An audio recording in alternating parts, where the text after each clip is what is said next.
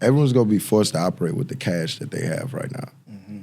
And it's a race to the bottom. Oh, that's what he said. He says you're going to operate with the cash you have, and either you go survive the storm or you go get out. You go be forced to, something's going to happen. You know what I'm saying? And something's going to happen. And when he said that, I was like, all right, I need to stack as much cash as I can. I need to put a break on buying because, bro, when I cracked that code on development, bro, like sometimes when your first play is like crazy because I netted $350 on my first development deal. So that's a big net.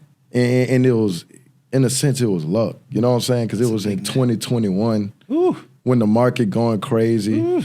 I'm 23 years old. I'm thinking I'm a genius. Mm-hmm. You feel me? Then the market start turning, but before the market start turning, I'm give me that, give me that, give me that, give me that, give me that. And now you're holding some stuff, and then I'm holding them. You know what I'm saying? Some stuff, and I'm like, help, police, help, police, help. I'd have never bought this deal. I would have wholesaled it. Me too. You know, I'm like, I would have got rid of it. Me too. What's good? What's up with everybody? It's your boy Abram Mitchell, and you are back for the Triple M Show where you unlock the secrets of a money-making mindset. And today, I got a very special guest with me.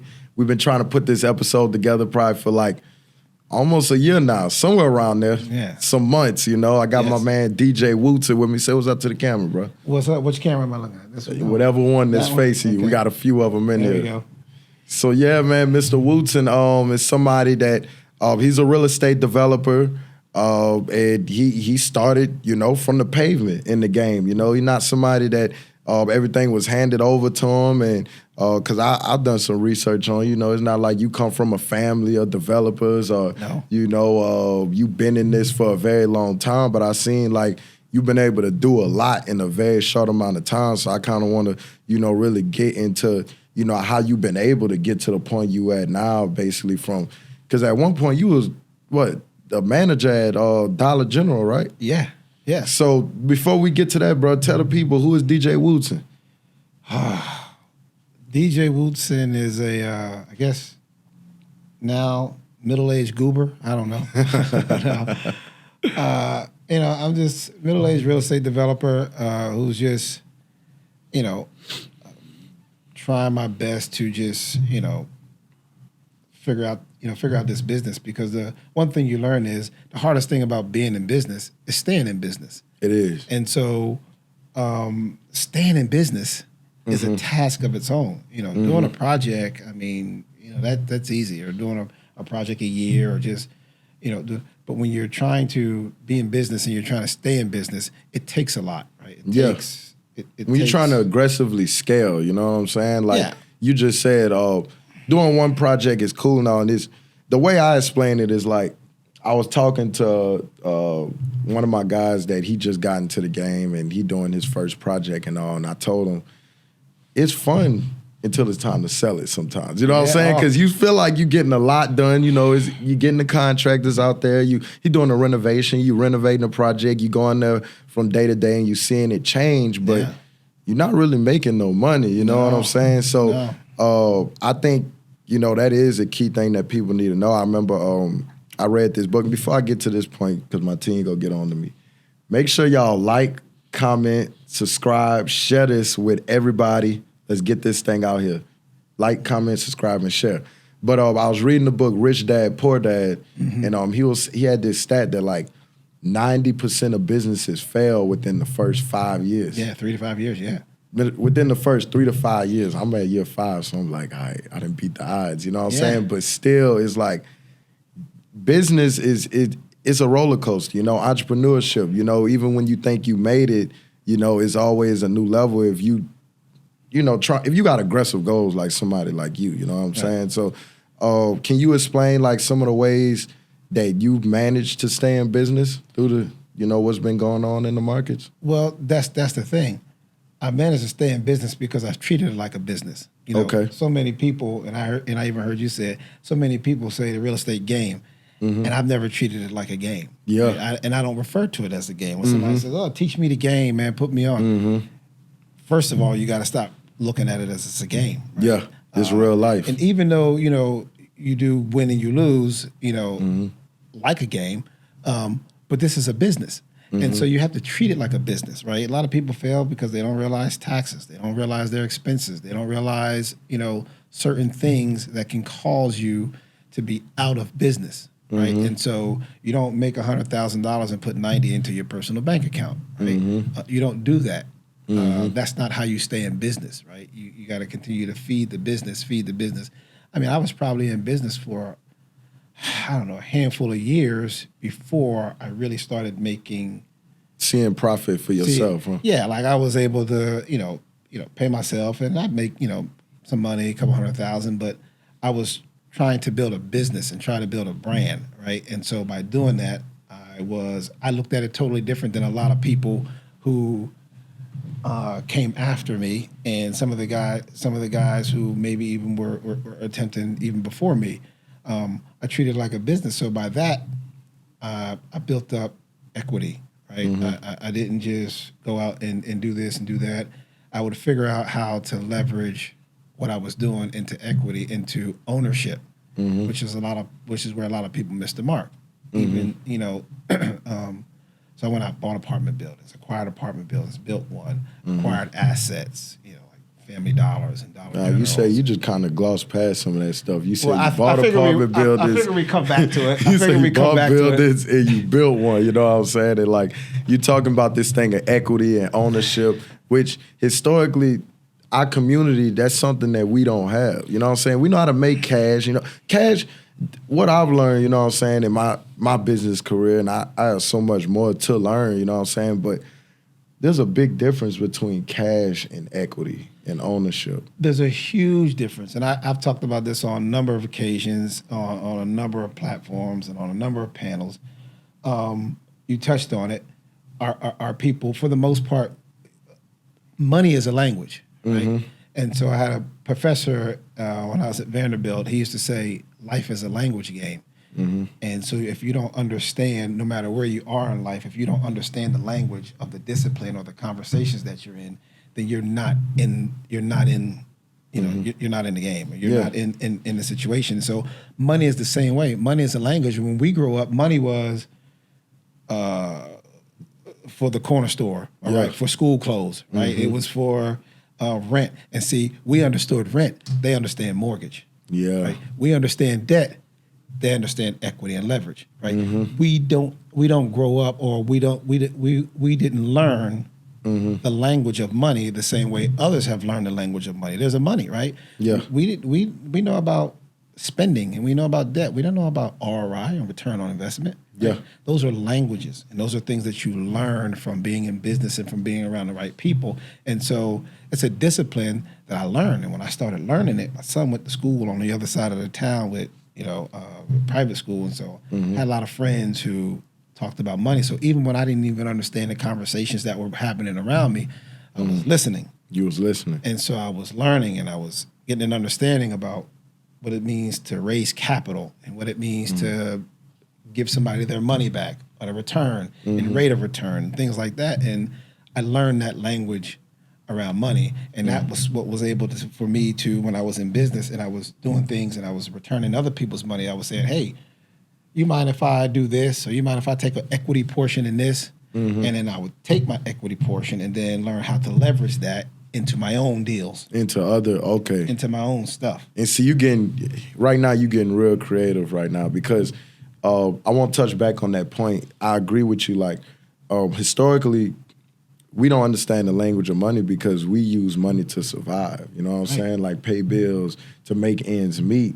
But I also read this in Rich Dad Poor Dad. Money is really a tool. You know what I'm saying? So if you could really change that image in your mind from that dollar with whatever president, whoever face is on it, to a hammer, you know what I'm saying? You're a contractor, or you're a developer. What do we use a hammer for? You know what I'm saying? To build. So when you look at money as a tool, then you know that money is something that you use to build. You know what I'm saying? And another point that you touched on is that I wasn't an expert in it, but I got around people that knew about it. And there's this saying, you hang around 5 millionaires, you probably go mess around and be the sixth one, you know? So from being around those people and hearing those conversations, eventually there was an opportunity that you know, wherever it is, a crack in the door that you could slide into. Mm-hmm. And it might not be the whole piece of what you want starting off, but you said, I learned how to borrow money, lend it back, get equity, and then leverage that for my own deals. My own, you know what I'm saying? So is it a process? You know, is it a... So here's the thing when I started, right? I have any money 10 years ago when I first started my company, right? And throughout the years, you'd be amazed about how many friends or guys that I know. It's like, what do you, like, how did you do this? What do you do? And so I probably didn't tell them as much back then because I was still learning. You know, I was still learning. I was like, I can't. Like, shit, I don't even know what I'm doing yet. Give you like all the sauce. Yeah. But so what I was doing, you know, 10 years ago, what I did 10 years ago to really give myself a bit. I wish I was smart enough to wholesale like you guys. I wasn't that good at that. I've never done that, but I wish I had done some wholesale deals. But what I did was... You probably have sold some good deals that you still have, though. Well, yeah, probably. Yeah. Probably. So I came in as a developer, right? Because I wasn't a builder. I didn't have a contractor's license at the time. So I came in as a developer. So what happened was I found the people with the money that wanted to do the project. And then they was like, well, can you do this, this, and this? So then I found a builder. And my first builder was Phil. You know Phil. Yeah. First builder was Phil. He was new, green. We were both new and green, not making any money. And so I was the middle. I was the developer. The money was here, me the developer, the builder here. So I developed the project and I brought it together. And so from that process, I was paying myself like 4 or 5 different ways on a deal because I was also a real estate agent, a broker. So I said, I need a development fee. Okay. I need to, and if we bought the land, I earned commission on the land that we bought.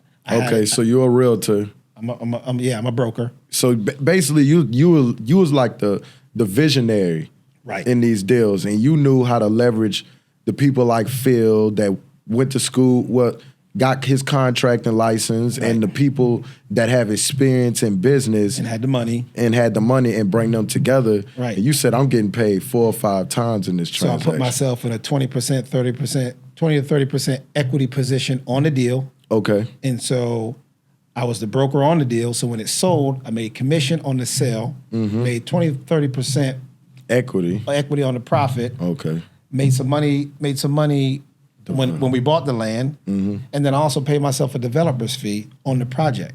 Okay. So it was like 3, 4, 5 different ways I was figuring out how to get paid on a deal. And by taking an equity position, that taught me how to use that as leverage. So when we would buy land and I would have 50% equity in it, and if we didn't want to sell it, I would be able to maybe leverage it against and say, hey, you know, you take that, give me this, and let me go do that, and then get my own stuff. And so now, over the years, when you do that, you get to walk into the bank, and I'm a guy, probably didn't have that much cash in the bank, but I'm worth, you know, $2-3 million on paper. And on paper in real estate. So that's what the bank value is, the paper. And my credit score was probably a 600, if that, when I first started. But you got $2-3 million in real estate. Then you could leverage it. They care more about that than what your credit score was. I've never done a deal off my credit score. Never done a deal off my credit score. It was always 6, mid-6. It's probably up now, but when I was doing these deals, it wasn't about my credit score. It was because I was worth $5, $10, $15, $20 million in real estate. And so that's how I was able to scale and grow and then move on from borrowing my partner's money. Now I have my own stuff to do. I got my because own, you can leverage that equity. And you got when you got, you know, 20, 30 plus $1 million in real estate, you can leverage yourself. Because it's a multiple now. It's not, you know, when he say I got $20, $30 million worth of real estate, you could obviously borrow a lot more than what the real estate is worth, you know? Yeah. Because money, the bank just look at it as paper and they get it for pennies on the dollar. But I want to back up a little bit.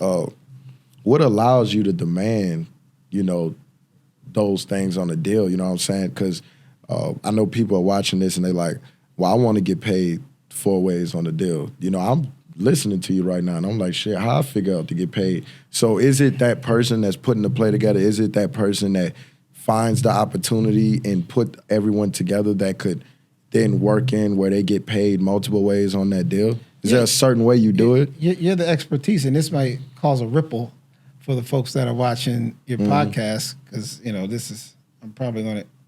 There might be some people who are already doing this who already know, but if not, this is introducing a new strategy, right? Mm-hmm. And if you find the opportunity, the money, the person with the money wouldn't be making any money off the deal if you didn't bring them the deal. Yeah. So you hold the leverage, because if not you, there's always somebody else, right? There's always somebody else that might want to do the deal, right? There's always money out there that might want to do the deal or might want to buy the land. And so if you say, hey, here's this land for this project, and they say, oh, okay, this is what I want for it. And let's say you stand to make $30,000 on a wholesale. Okay. You can say, give me 15, but I want 20-30% on the back end. Right? You take a little less of their cash, they can keep that cash, but in return, it's almost like you're putting $15,000 into the deal, right?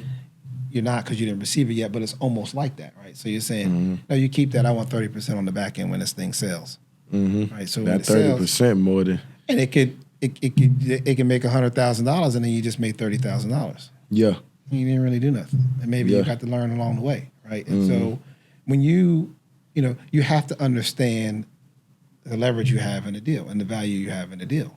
I kind of think of that like, because I like to compare things to like other scenarios for people to break it down easier. But that's like a rapper choosing to take the advance versus the back end. You know what I'm saying? Or like if you go on tour, and you got these clubs and, the club might say, I'll pay you $30,000 up front, or I could pay you $10,000 and we split what the ticket sales do. And I was at this concert and it was Larry June. He was like, we ain't taking no up front. We doing straight back ends, because basically I'm betting on myself. Listen, and so many times and so many people for years have been missing the mark on that, right? And now you hear about it with Beyonce and Jay-Z and rappers, and they say, pay me in equity, right? I was probably doing that 10 years ago. Right? Yeah, been doing it before it was popular. I'm not just saying before it was popular, but in our community though. Yeah, it's like, when I hear them talk about that or sing about that, I'm like, I get that. I understand that, because that's how I kind of got to where I was. Yeah. Keep some of the cash. I want something on the back end, or I want ownership in this on the back end. And, a lot of the, smarter entertainers are thinking about that now. They're doing that now. It's no different. Like, we watched generations of folk, grow up, and it was never talked about, and how they would, make their money, and then maybe it was stuff that they left for their kids, right? And somehow, they try to create generation wealth. Now, I don't know if entertainers are saying, no, I want my daughter in this video, or I want my son in this video, or I want my son in this commercial, right? Because now they're retaining like royalties or rights. So now at 5, 6, 7, 8, 10, 11, 12 years old, the kid has their own like level of equity in stuff, in businesses, or in whatever it is, right? They're strategically finding like these new ways, or this new way to get their kids and their children in these equity positions, that people weren't doing before. You see what I see that as? And it's back to what you started this talking about. We learning the language. It's a language, man. We learning it, you know what I'm saying? And like, I don't know, like I'm young, but it's always a complaint of where we are, you know what I'm saying, in the race, or if it's a race, whatever it is, like we've historically been behind and they had a head start. But when I look around, I'm like, it's more black individuals that is thinking more business oriented and thinking more long term than it ever was in the past. And of course, somebody had to lay that foundation. But, like sometimes I feel like it benefits whoever, I'm not pointing any fingers, but whoever wants us to think or believe that we'll last, to keep that as the conversation. We ain't getting nowhere, none of this, but I think if we start changing the conversation that historically black people are smarter than they have been, black people are more wealthy than they have been in the past. Black people there's more business owners, then it's go motivate the generations that's coming after to keep doing the same thing. You know what I'm saying? It's all about access to opportunity and information, right? These were things we didn't have access to before. Yeah. Right? Opportunity and information, right? And so it's all about that. And so and it's all about long term. You touched on that. It's all about long term. People ask me all the time, and I tell them, I said, look, real estate is a business. It has opportunities for quick wins, and you can take them when the opportunity presents itself. But it's a long term. It's always a long term. It's a long term strategy. Right? I think all business is long term. Like when you boil it down to the like when you really look at it. Yeah. And I don't mean to cut you off, but that's fine. Even you take the stock market, like business, Apple, people that sold out of Apple in 2005 probably like, shit, I wish I'd have kept it to 2023. I wish, right? You know what I'm saying? I wish, yeah, exactly. You're exactly right. And I would agree, you know, most business is long term, but real estate definitely is. Yeah. You know, but real estate is kind of like the stock market. When people are comparing how they should invest their money, they say stock market is going to do this, real estate's going to do this, and you know, they mutual funds, right? They're gonna line those things up with real estate. So real estate would fall into that category in terms of how to invest money as well. That's what I've learned in 2023. Yeah, that was my learning lesson. Is like, if it's like it's multiple things I learned this year, but like one of the biggest things, and I was just talking to my lender about this, is I've grown to a maturity level where I do not feel like at all that I got to buy a deal.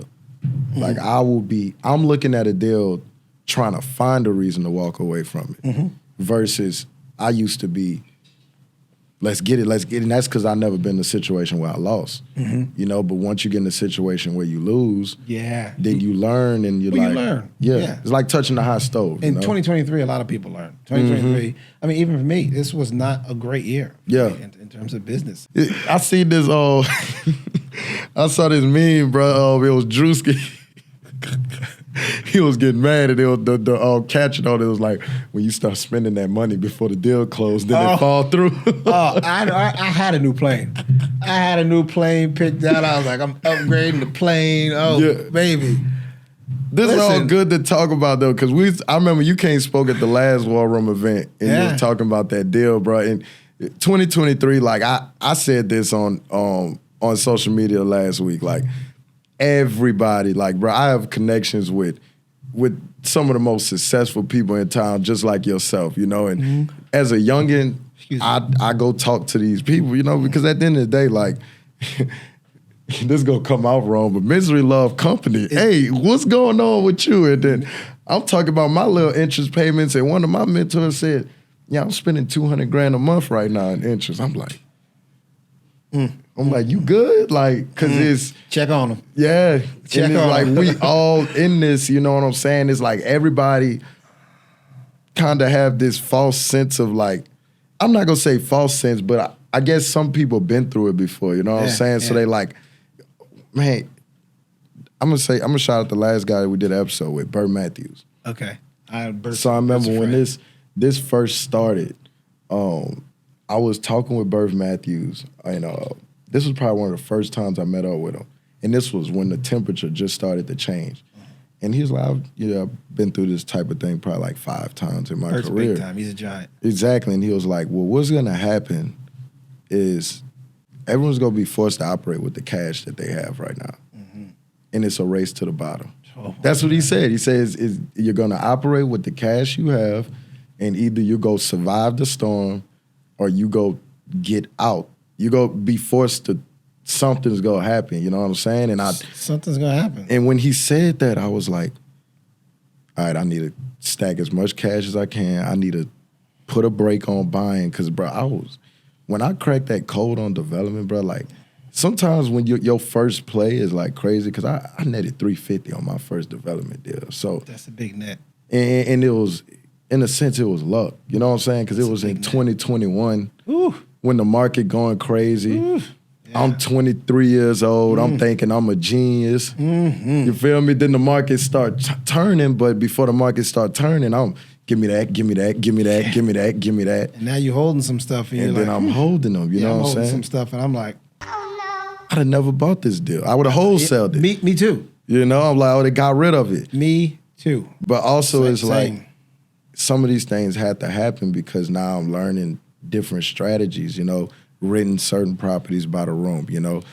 Getting more relationships with bankers that could refinance properties, understanding that there's things there's interest-only loans, you know what I'm saying? Understanding that banking is really a relationship game, and the stronger the relationship, they're willing to work with you because, again, if it's anybody they want to work with, it's the guys that know how to get through this, you know what I'm saying? Right. So I think, you know, it's important to learn these lessons that everybody's learned in 2023 and hopefully everybody make it on the other side, you know. But I want to kind of also get to the point of how important do you think it is to have partners? You know what I'm saying? Because it seems like a lot of the business you do is not alone, you know what I'm saying? Like you always have partnerships in your deals. And I read this quote, if you want to go fast, go alone. If you want to go far, go together. You know, so how important it is to have good partnerships? I think it's important, especially to a certain degree, right? Mm-hmm. I think it's important. I got here through partnerships, like I said. You know, insert myself in deals. You know, I got here through partnerships, and then eventually I was able to. My last handful of deals for the last 3 years, since COVID and maybe a little bit before COVID, I haven't partnered. With a lot of people, just been using my own funds, my own leverage, and making money from deals, putting it back into the business, and and doing whatever, and so it is important, especially as you're learning, because the more you can partner, the longer you can partner, the more you gain that experience, because experience is what's going to allow you to walk into the bank or walk in with an investor, because if I got experience, if I've been doing this for, a while and I have experience and you don't, but we both walk in with the same deal, who you think's going to get the deal? Right? Who you think they're going to trust with the money? Who you think they're going to trust with the opportunity? Right? And you really only get there by learning, by partnering, by figuring it out, and not trying to act like you got it together and know everything. And so I'd say partnerships are good. And even when you do have some success, you mitigate and you lessen some of the risk when you're able to partner and you're able to bring other people in on the deal, right? And so I think, partnering definitely has its benefits. And you're right. You can go a lot further a lot of times when you handle your business in partnerships. Yeah. I'm this person that's like, I don't know, I just feel like I do everything by myself, and I learned that a lot, like in real estate, like you're not going to be able to do everything by yourself. You're not going to be able to do everything by yourself. You're just not, like at the end of the day, even if it's involving walking into the bank with a certain person that the bank recognizes, you automatically kind of get that borrowed relationship, like people vouch for you, you know what I'm saying? Like really all of my lenders came through somebody that I built a relationship with, and they at a point vouch for me, you know what I'm saying? So anybody that's looking to get started, no matter where you're getting started at, the first thing to do is, of course, get educated, and through that process, you surround yourself with people that's done it, that has a track record. Like you said earlier, you had a reputation of doing deals, so those buyers trusted you on the other deal, you know what I'm saying? And that's definitely, I'm not going to say it's going to make it easy, but you're going to get more traction that way than just thinking you go do everything, by yourself or alone. Yeah, no, it really just comes down to getting that experience. It really was, because once I had got the experience and I started getting good at selling homes, I went through a period of 15, 16 homes that never hit the market, right? So they were just gone. Because I got experience, it was people knew what I was doing, and it was like, come. I want your crib. Before I even finished, it was like, boom.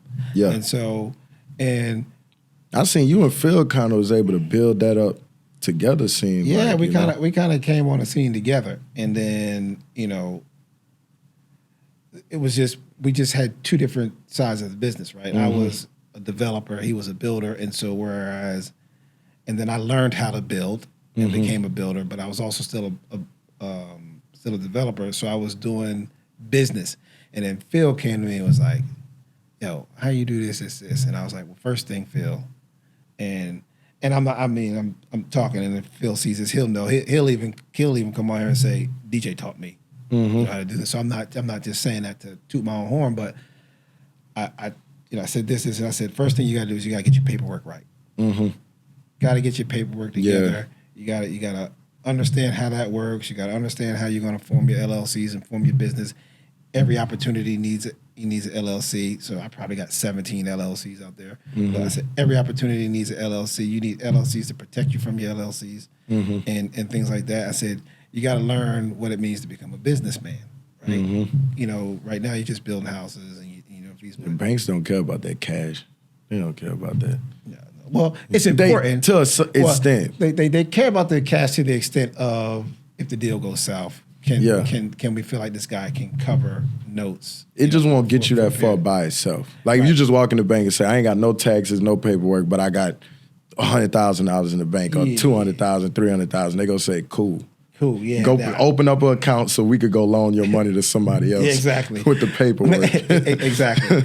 And so I was like, you got to get your paperwork together. You got to learn how to be in business. And then once he did that and figured it out, he started structuring his deals like that. He was taking 30, 40, 50% on equities with the money people. And so I don't want to tell his business, put his business out there, tell how he does business, but he learned how, to be a businessman. And so that's how I told him he needed to do it. And so it's really just about getting that experience. And so when I would start doing it, I was doing homes and I was doing things that other people weren't doing in $300,000 home. I would go look at the $700,000, $800,000 homes, and I would come and try to put those little niches in. Because when I first started, this is 10 years ago, you can do a little research, whatever you want.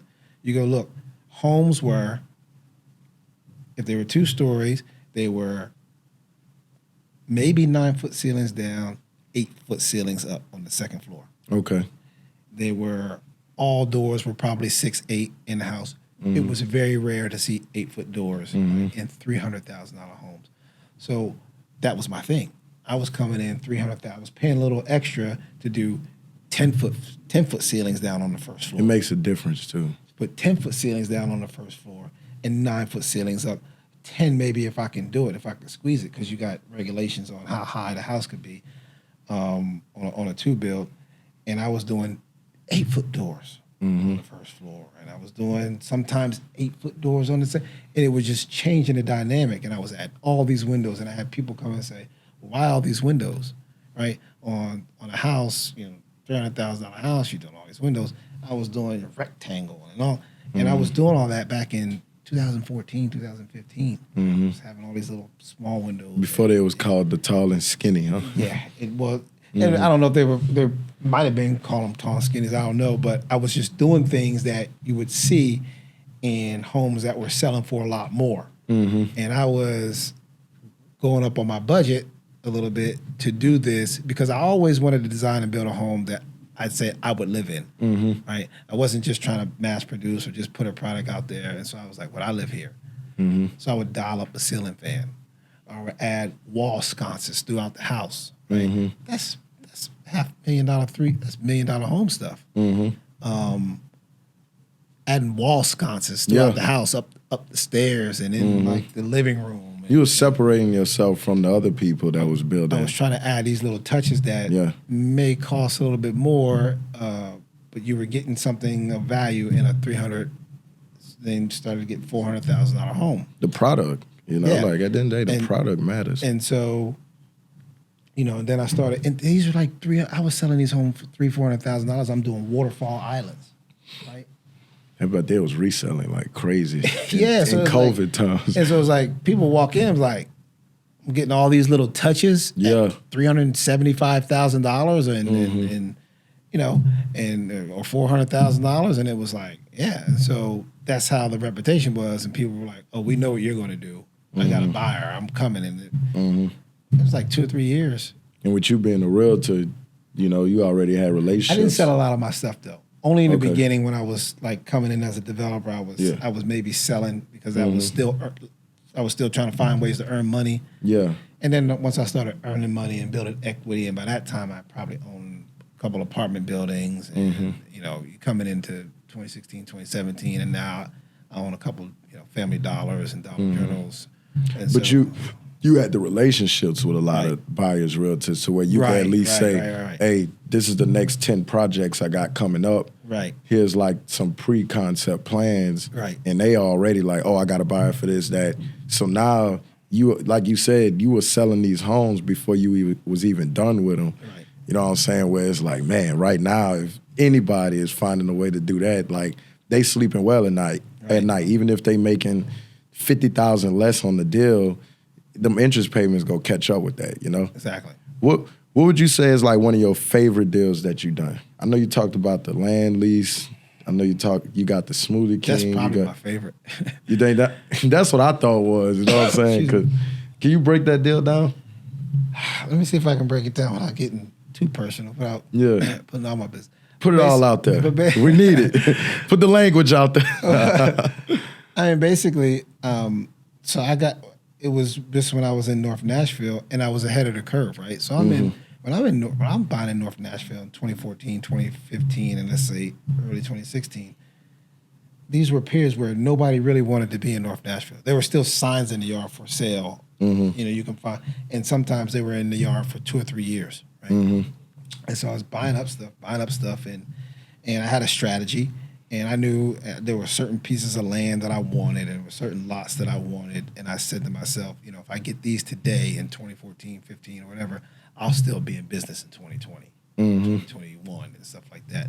And I remember when I started in 2014, I put a notebook together, and I put these opportunities, is what I was calling them. And I seen that on your page. And I called it the 2020 plan. Yeah, I seen that. And I said, if I do this now, 5 or 6 years, and when 2020 comes, I'll still be in business. I called it, and I got all 5 of the opportunities. But to answer your question, the shopping center, owned by a couple of old black business veterans in town, Richard Lewis and John Odie. Odie Center, right there. I bought something from him. John Odie. So he's a veteran. 10 on 10. That's what they call him. And Richard Lewis, and they own the shopping center on Clarksville Highway. Okay. And they didn't really know of the boom that was coming. And they didn't know I was buying up a whole bunch of other stuff in the area. And so when I went to them, I was like, I really want to buy the shopping center. Let's do it. And so we started at like 1.2. And then 1.3. And then they were playing ping pong with me. One of them would say, if you serious, go talk to John Odie. And John Odie would say, did Richard Lewis say that? Well, if you serious, you need to go tell Richard this. And that went on for almost a year. They were sending me back and forth. The number kept going up, 1.6. And it finally landed at $2 million. Okay. So I bought this land for $2 million. Even at $2 million, I knew what I was getting. Was it just land, or did it was a shopping center. It was still a shopping center. Okay. There. It has city trends. Okay, right gotcha. over there on Yeah, I know where it's at. So I bought this land for $2 million. And I was like, okay, do something. And I was like, maybe I can get Walmart to come and do a small Walmart neighborhood center, redevelop it. North Nashville need a lot of things. I was thinking about so many different things from 2016 when I bought it to 2018. Well, at the end of 2018, Metro comes, Transit Authority comes and says, hey, we've been wanting to put a transit center in North Nashville for a long time, and we think you got the right piece of land. Want to know if we can buy 1.5 acres from you. And I said, no, you can't buy it, but you can lease it. Okay. And they said, you know what, that might be even better. Because I was thinking to myself, either I sell the whole 6.5, 7 acres contiguously, because it's one block to one block, the whole shopping center. Either I sell it and make my money that way. I didn't want to break it up and have its value diminished in that way. So if I broke it up, I felt like in this fashion, I would still have something to take with me. So I land leased them probably about 1 acre, 1.75 acres. And that adds value to the overall project. Oh, yeah. So I land leased them, 50-year land lease to them, this corner. 50 years. And kept the remaining 4.5 acres and went on to sell that. And I'll just say it's under contract now for, we'll say 4 or 5 times the amount that I paid for it. I won't give the exact number, but if you're listening and you heard what I said I paid for it, that remaining like 4 and 4.5 acres is under contract for like, a good amount. Yeah. Nah, three or 4 times what I paid for. So buy real estate and wait. And so, but I carved out the land lease, so I'm keeping that in a trust. Oh, so you taking that with you and selling the forest? Yeah. So that's going to remain in the trust. So that's still value that's like, 50 years from now. People talk about generational wealth, but it's like, what if your kids? Yeah. So technically, what if it ends? Technically, I could be out of business. I might not. It might come a time where I'm not balling like I was balling once, but I probably won't ever be broke. Mm-hmm. But you could still borrow against that. That land.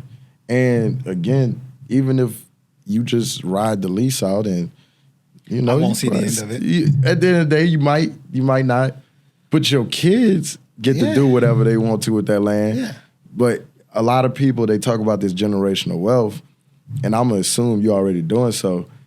They have to be educated on what to do with it already, you know what I'm saying, when that time comes, you know what I'm saying? So I'd imagine you probably already got a plan to like let them know, like, look, we got this 50-year land lease. It's probably going to be here longer than me. Oh, yeah. And, it's going to be in y'all's hands, and this is what y'all got, you know what I mean? Yeah. So those conversations have been had and are being had and things like that. And so, I think that's what's very important because, we come across these opportunities and money in a lifetime, and it's like, I see so many people, like what we started out this show with. It's easy to get in, it's easy to make some money, but it's hard to stay in business, you know what I'm saying? So it's like the hardest thing, or I would say the hardest thing about being in business is staying in business. And one of the toughest feelings is having it and losing it. You know what I'm saying? Is having it and losing it. If you at scratch and at zero, you don't even know no better. Right. But it's even worse to go from scratch up and then lose it all. That happens throughout your career multiple times. It happens. Yeah. But that knowledge is what allows you to build it back up or keep it and sustain it. You know what I'm saying? It allows you to build it back up and keep it and sustain it. And so you're exactly right. Mm-hmm. You're exactly right. And so, it's a roller coaster. Yeah. It can fluctuate. And you never really arrive at a place, right? Never. Be leery of somebody that says I've arrived or they arrived, right? Because you never really arrive at a place, right? You gotta keep that edge. You might stop somewhere for a certain period of time, but you never really arrive at a place, right? You always want to be evolving, learning, growing, and trying to get to that next spot or that next place. And I learned that too, because like being young, I'm like, it start off with, I want $100,000. I'm rich. You get $100,000, you find out that ain't rich. You want $1 million, you get $1 million, that ain't rich. And then you start understanding that it's not. You start finding out about taxes too. Yeah, tax, man. Bro, I found out about that one. What I would say is I'm happy that I didn't read the book Profit First, but basically somebody broke the whole book down to me to where I was already putting tax money aside. Mm-hmm. But yeah, taxes is a real thing, very real. Make sure if you struggling with how much money is not for you, whenever you make some money as a business owner, 20% off the top. If you can't, 40%. I'm about to say 20 to 40%. Like, probably a little bit more than that. I'm about to say, who's doing your taxes? Man, take that money. Let me know if it's only 20. But if like all of it not net profit, you know what I'm saying? But still, like, you gotta understand what money is for you. But what I would say is, what I realize is that, you start saying it's this number you won't get to, but it's not really a number. I feel like I'm chasing greatness. Like, you know what I'm saying? Whether it's reaching out and helping other people become successful or, hitting new levels financially, it's all around. I know that you've been on this workout journey, you know what I'm saying? And getting healthy and more in shape. I gained 30 pounds since COVID. That all translate, you know what I'm saying? Like business, health, spirituality, like all that stuff is what makes wealth. That's what I've learned. You know what I'm saying? Because it's never gonna be a money, a dollar amount that's gonna make you just say, all right, I'm done. You know what I'm saying? I don't think so. You know? How you feel about that? 10 million cash wouldn't be so bad, but you know. It's not bad at all. But I still think even with 10 million, you still go find a way to do something. You know what I'm saying? Yeah, you're always gonna find a way to do something, even if it's just something here, something there. But yeah. Nah, 10 million cash is. I mean, you can do the same thing as. You can go the same places as the guy with $100 million. You can go where he can go. Yeah, your money can take you to wherever they going. You might not be. You might not be there as long. You might not be in the same suite, same hotel. You might not be there as long. And your vacation may not be as long. Yeah, you could get in the room. I mean, you could get there. You could get in the room, man. 10 million, you can do a lot of things, especially if you leverage it right and do the right things with it and put it in the right places and things like that. And so that you think that's a number? Because I've seen that online. Like that's been the circulating number of the you ever heard of Earn Your Leisure? Yeah. So they was doing an interview one day and they was asking her, like, what is the number to get the financial freedom? And he said 10 million. I did want to get on there. I think we were talking about podcasts and me not doing them. And I think when Daryl got on there. He was on there. And Slim Husky's guys got on there. I said, man, I'd love to do that and talk about that, you know, because stuff I used to talk about with Daryl, with OG, he used to be like, hey, where you get that from? I'm like, what are you talking about? That's my nugget. What are you talking about? Where you get that from? And rest in peace. Rest in peace. That's my guy. But we would always have those conversations. He'd be like, "Man, where you get that from?" Trying to insinuate you got it from him, or somewhere else. You watch my interview. You watch my podcast. And, man, look, bro. Before I get you out of here, bro, I gotta touch on this subject, bro. You fly planes. Yes. You fly planes as a black man in America. I know, right?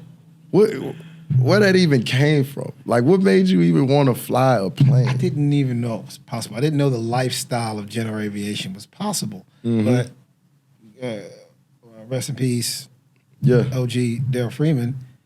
When I met him, he's like, come to my place down in the Bahamas, this, that, and the third. I'm like, yeah, right. I thought it was BS. And he fly the plane. I was like, come on, yeah, right. And so we started flying with him. I'm sitting in the cockpit right side with him, and we're flying different places, whether it's Bahamas to his place, or whether it was to Atlanta for lunch, right? Or whether it was just somewhere small. I started flying with him, and like 2 years into the journey of just constantly flying with him, going up, he's like, "You should just get your pilot's license." I was like, "Man, I don't know nothing. I can't. I don't have no time or the money for that." He was like, "No, you can get it in less than a year. It only costs you this." I'm like, "You serious?" I didn't even know this was like a thing or was possible, the whole lifestyle. And then you start to learn about the whole world of general aviation. And I was like, wow. And so I followed in his footsteps. He taught me that, and he showed me that and some other things when it comes to life in that regard. And I got my pilot's license, man, bought a plane, eventually bought a house in the Bahamas because I was following his footsteps. And so bought a place down there. And it was just like, didn't know any of this was possible, man. So it's that language. I fly it, fly it to Atlanta, I fly it to Florida, I fly it back home to the Philadelphia area, Memphis. I've gone all over in this place, and it's just like, it's the best thing ever. Yeah, bro. And that's something that you can't really put a dollar amount on, but money gets you access to it. You know what I'm saying? Money gets you access to it, and so I absolutely love flying. Was you ever like super? Like, was you scared at first? Like, oh yeah, you was oh gosh, man. Yeah, terrified, holding the thing super tight and learning how to fly. That was probably one of the most. It was one of the toughest things I had to do, but probably one of the most appreciating things that I've feel ever done. Accomplished, like most fulfilling. Yeah, I mean, because you're flying a plane. Like, I mean, come on, you say it, and how many people actually do that? Yeah, though, today it might sound natural. You might see people flying planes, and it might seem a little normal to some people on some level. But like, you fly a plane, imagine being up in the air imagine driving down the road and the check engine light comes on, right? You pull over. Yeah. You see what's going on. Maybe you lift up the hood. Imagine being in the air and the lights come on or the screens go out. It actually happened to me and my buddy Mo from Summer Huskies. We're flying back from Chattanooga. We went down to check on one of their Summer Huskies locations. All right. And we're flying back and the screen goes black. And we're probably 5, close to 10 minutes from the airport. And I don't say nothing. And he finally looks up and was like, yo, DJ, screens is out. And I'm like, oh, it's all good. But the battery had went out, and you can still fly a plane because it's going on the alternator. Yeah. And so, but I don't have no flaps. I don't have no more navigation. Good thing I can see the airport off in the distance, right? And you got a parachute? Actually, my plane does have a parachute. All right, the plane itself, you can pull a lever in the case of emergency, and it parachutes down. It's a Cirrus. Cool. But so both the passenger too, huh? I'm just flying. It's not a parachute you wear. It's the plane itself. Oh, all right. Pull the lever, and a parachute shoots out the top of the plane. Okay. It's the only one that has it. It's a Cirrus. It's called a Cirrus SR-22. But we're flying, and everything goes dark. So I got to land with no flaps, and longer story for a different day. But I mean, you have to learn how to do that, right? How to manage that situation. It's not like being able to pull over on the side of the road. And so flying a plane is just like so rewarding when you think about what you have to do, what you have to learn to do, what you have to go through, and the discipline that it takes to do that. And so, man, I love it. That's a mental game, bro. It's a mental game. Like, you got to stay calm in a situation like that. That's like paying $50,000 a month in interest, you know what I'm saying? When you think about, shit, I was flying a plane that went out, you know what I'm saying? Yeah. You still a little stressed, but you like, I done been through something that really, really was, probably worse, you know what I'm saying? Because it threatened your life. Right. But like, I think it's, that's why I think, having money is necessary or building equity and ownership, because now it gets you access to things like that. That's like you said, probably one of the most liberating things you do and have done in your life. But also now, how many people you think you done inspired to even know that it's possible to go fly a plane? Because I never even, for 1 second, like, that's something, like, you talk about things people haven't done.